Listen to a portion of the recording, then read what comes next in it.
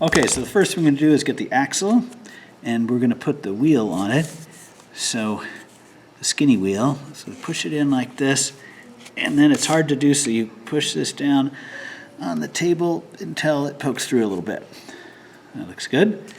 And we'll put it through one end of the car, and then we have to do the other skinny wheel on the top like that, and we'll push down until it comes through. All right, now that's good. If you squeeze them together too tight, you'll have friction, and that's bad. So if you need to adjust them, you can rotate them while you pull them in or out. But it's got a little bit of play, but no friction. That's good. Okay, so now we're going to take the other axle, and we have to put this big gear on it. But first we have to measure 1.5 centimeters down the length of this axle. This one's already been pre-marked, but here, let's turn it around so you can see. 1.5 centimeters, so you go 0, 1, 1.5. And you put a mark here on the axle so you know how far to move. Okay? Good. So now you take the big gear and you put it on there and you push it in till you get to that mark, just like that. Now if this gear is really loose and it spins independent of the axle, come see me, because that means it's too loose and we have to put some glue on your axle to make it stick. I think this one's okay. And now we're going to put the big wheel on there, and we twist it as we push it in, and don't go any further than the edge of the gear. You don't want those overlapping. Okay? Now we're going to put it on the car. So we put it in one of these back few holes, and now this would be bad. This would be friction, this gear rubbing up against the car body. So in order to avoid that, we're going to take our straw and we're going to cut a 1/2 centimeter long piece. That's very short, I know, and it's kind of hard to measure, but we're going to go right here, 1/2 centimeter. Okay, let's see how we did. That's pretty good. So now we'll put that tiny little black spacer, I'll call it, on the axle. Now we put the axle in the car, and now that's going to be good. It'll keep the gear from rubbing up against the tire now of the car body. Now we're going to do the same thing, 1/2 centimeter piece of straw on the other side. And now we have a little bit left over for the big wheel to go on. And I'm going to rotate this as I push it on. And I think that's it. Now if any of these are going on really, really loosely, come see me, because that means we're going to have to stick them on there a little better. All right, now we spin it, and it's got a little friction, so I'm going to pull it apart slightly. There we go, that's better. Now it rotates on its own very nicely. Okay, now it's time to add the motor. Now this is where you have to really pay attention, because you want this gear to line up with the big gear. And if it's too far apart, when the car moves, this gear moves and this one doesn't, so that's not good. So it's got to be close enough here so that when this gear moves, that one moves also. See how that works? But if you push it too close to get it and you put a lot of force on it, it can move, but it moves slowly and your car will be slow. So you want to get it just right, so just so it just starts engaging right there. Now the problem is, I have to glue this into place. So I have to take it off of here, put some glue on here, and then put it on, and I have a few seconds before the glue starts to dry where I can make this adjustment. But I kind of have a feel for where it should be right now by moving it back and forth. All right, now, before I glue this into place, I want to make sure when I do glue it down, these two little tabs are sideways, and they're not straight up and down like this. That would be bad. They got to be sideways, so we can add the alligator clips on later.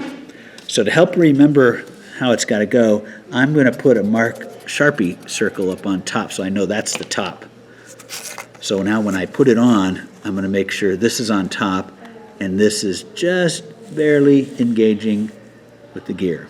All right, so I think I'm ready. I know where I'm going to put the glue. I take my glue gun. I put a generous amount of glue on here. Don't be skimpy. And now, while it's hot, I have a few seconds to rotate these, and now I think they're engaged. Now I'm going to set it there and leave it alone for 30 seconds while that dries.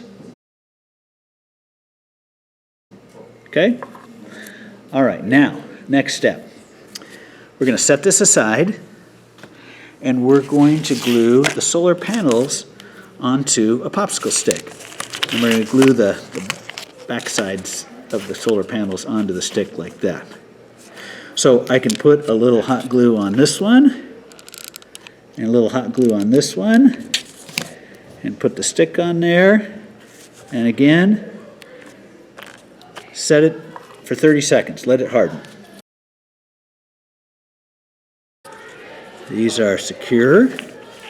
So now we have to glue them onto the motor like this.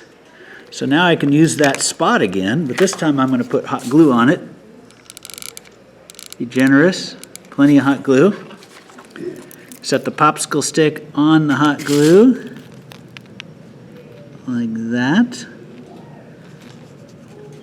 And now it's going to want to move, so you're going to have to hold it here and make sure you leave it alone for 30 seconds while the glue hardens. Because if you move the glue while it's hardening, it loses its stickiness and it'll fall off very easily. It's time to hook up the wires. So here's how we start. You see on the left side of the car you have a black wire, and then a red one, and then a black one. Oops, let me get this out of the way, get them organized. So it goes black, red, black, red. These two inner ones, the red and the black, are going to get twisted together. They're going to be hooked to each other. So we can kind of twist them together a few times and then open up both alligator clips and clip them to each other. Okay? And we'll deal with that a little bit later. Now, how to hook up to the motor. One of either the red one or the black one, we're not sure which one goes where right now. If we do this wrong, when you take your car outside, it'll run backwards. And that means you put the alligator clips in the wrong positions. If it runs backwards, then you have to reverse them. So we're going to take a chance here, and I'm going to put the black one here on the inside. I'm not sure if that's right, but it's a good first guess. Now, if I clip it and that alligator clip rubs against the tire, that's bad. That'd be bad friction. So I want to make sure to do it in a manner that keeps that clip and wire away from that tire. Now I'm going to take the red one and try clipping it to this output, and now nothing's rubbing against the wire. Now these are kind of dragging on the ground, which is not good. So I'm going to get a little piece of tape, and I'm going to tape them out of the way. Now these wires cannot touch either of those wires or you'll get a short circuit. So I'm going to tape these wires to themselves here. Keep that from dragging. I don't want it dragging on the ground or dragging on a tire, so you can figure out how to do that. Okay, so I think we're done. So now let's go outside and see if it works. Okay, now we're in the shade, so nothing's happening. But as soon as we step into the sun, oh, there you go, the wheel's spinning.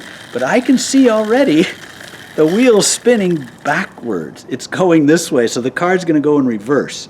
So we did the leads wrong. So let's redo them.